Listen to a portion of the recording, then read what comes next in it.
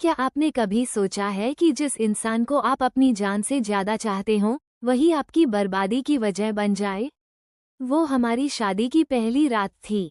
बाहर बारिश हो रही थी और अंदर सन्नाटा। मैंने जब उसकी आंखों में देखा, तो वहाँ प्यार नहीं, एक खौफनाक सच छिपा था। एक ऐसा सच, जिसने उस रात सब कुछ राख कर दिया। कमरा फूलों की खुशबू से महक रहा था, लेकिन आर्यन के दिल में एक अजीब सी बेचैनी थी। सामने सिया बैठी थी, लाल जोड़े में सजी हुई, लेकिन उसके हाथ कांप रहे थे। आर्यन उसके करीब गया और धीरे से उसका घूंघट उठाया। सिया की आंखों में आंसू थे। सिया, तुम रो रही हो? क्या तुम इस शादी से खुश नहीं हो? आर्यन ने उसका हाथ थामते हुए पूछा। सिया ने झटके से अपना हाथ पीछे खींच लिया। आर्यन, तुम्हें मुझसे दूर रहना चाहिए। मैं वो नहीं हूँ जो तुम समझ रहे हो। आर्यन सन रह गया। बाहर बिजली कड़की और कमरे की रोशनी एक पल के लिए गुल हो गई। उस अंधेरे में आर्यन को सिया की तेज सांसें सुनाई दे रही थीं। क्या मतलब है तुम्हारा? आर्यन की आवाज में अब डर और गुस्सा दोनों थे।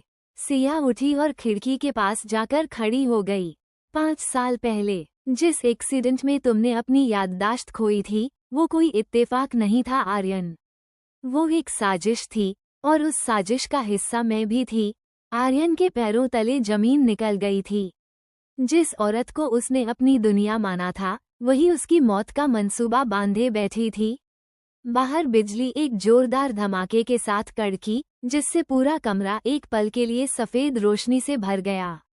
उस रोशनी में आर्यन ने सिया के चेहरे को देखा। उसकी आंखों में पछतावा और बेपनाह मोहब्बत का एक खौफनाक मिश्रण था। आर्यन ने झपट्टा मारकर सिया के दोनों कंधों को अपनी मजबूत पकड़ में ले लिया और उसे पीछे की दीवार से सटा दिया। कमरे में रखे फूलों के गुलदस्ते गिर गए, और उनकी महक अब उस भारी सन्नाटे में एक नशा घोल रही थी। तो फिर आज यहाँ इस लिबास में क्यों हो सिया? क्यों की मुझसे शादी? क्या मारना इतना मुश्किल था? आर्यन की आवाज एक घायल शेर की तरह गरज रही थी। उसकी सांसें सिया के चेहरे को झुलसा रही थीं। सिया ने कांपते हाथों से आर्यन की शेरवानी के कॉलर को मजबूती से जकड़ लिया। उसकी उंगलियां उसके सीने पर दबाव बना रही थीं। क्योंकि मैं तुम्हें मारना चाहती थी आर्यन, पर खुद को तुमसे हार बैठी। हर बार जब मैंने तुम्हें खत्म करने की सोची, मेरी रूह ने तुम्हारा नाम पुकारा।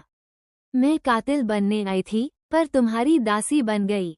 सिया की ये सच्चाई आर्यन के अंदर के गुस्से को एक बेकाबू जुनून में बदल गई। नफरत और चाहत के बीच का फासला अब खत्म हो चुका था। आर्यन ने अपनी पकड़ ढीली नहीं की, बल्कि और करीब आ गया। उनकी नाक एक दूसरे से टकरा रही थी। अगर ये साजिश है, तो मैं इस साजिश में डूबना चाहता हूँ, आर्यन ने फुसफुसाते हुए कहा।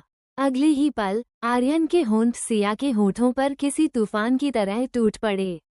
वो चुंबन कोमल नहीं था, उसमें बरसों का इंतजार, आज की रात का धोखा और वो बेपनाह दीवानगी थी जो सिर्फ विनाश जानती है।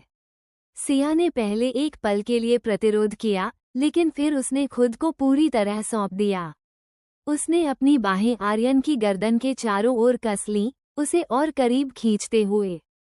आर्यन के हाथ अब सिया की रेशमी कमर पर मजबूती से जमे थे, उसे दीवार से और सटाते हुए।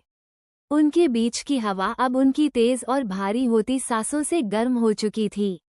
आर्यन के होंठ अब सिया के कान के पास पहुंचे, जहां उसने हल्के से काटते हुए फुसफुसाया, अगर तुम जहर हो, तो मैं आज मरना चाहता हूँ।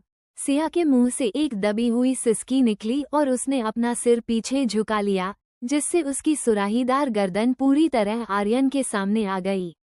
आर्यन ने अपनी उंगलियों से सिया के बालों को पीछे किया और उसकी गर्दन पर अपनी मोहब्बत की मुहर लगा दी।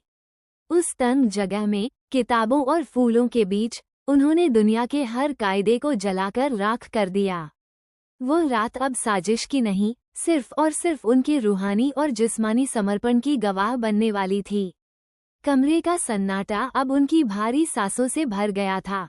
आर्यन के हाथ सिया की रेशमी कमर पर थे, और सिया ने अपनी आंखें मूंद ली थीं।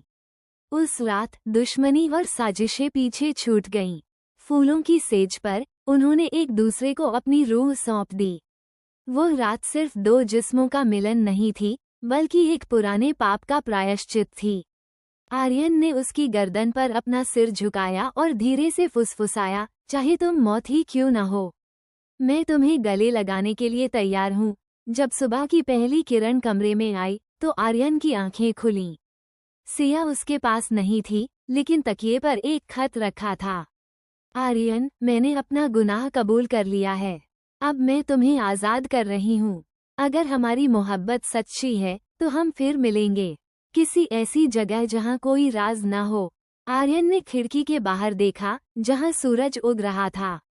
उसकी शादी अधूरी थी, लेकिन उसकी मोहब्बत मुकम्मल हो चुकी थी।